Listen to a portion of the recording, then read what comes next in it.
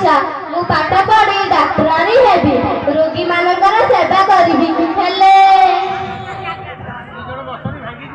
ମୋର ନାମ କୁନା, ମୋ ଗାଈ ଜନନୀର ଗୋଟିଏ ଭାଇ। ମୋ ନାନୀ ଭାରି ଭଲ, ମୋର ସବୁ କଥା ବୁଝେ, ମୋର ପ୍ୟାଣ୍ଟ ସାର୍ଟ ସଫା କରିଦିଏ, ମତେ ଖାଇବାକୁ ଦିଏ, ମତେ ପାଠ ପଢାଏ, ଆଉ ମତେ କହେ ମୁଁ ବଡ ହେଲେ ଅଫିସର ହେବି। ହେଲେ ମୋର ତ ତାପରି ପାଠ ହୁଏନି। ମୁଁ ହେଉଛି କାଇଁଚର ମା। ଝିଅଟା ମୁଣ୍ଡରେ କଣ ବୋଧେ ପଶିଛି କେଜାଣି, ଖାଲି କହୁଛି ପାଠ ପଢିବି ପାଠ, ତା ପାଠ ଚୁଲିକି ଯାଉ। କାଇଁଚ ଆଉ କୁନା ମୋର ଗୋଟିଏ ପୁଅ ଆଉ ଗୋଟିଏ ଝିଅ। କୁନା କିନ୍ତୁ ମୁଁ କୁନାକୁ ପାଠ ପଢାଇବି, କାଇଁଚ ତ ଯେତେ ପାଠ ପଢିଲେ ବି ପର ଘରକୁ ଯିବ, ତେଣୁକରି ମୁଁ କାଇଁଚକୁ ପାଠ ପଢେଇବିନି।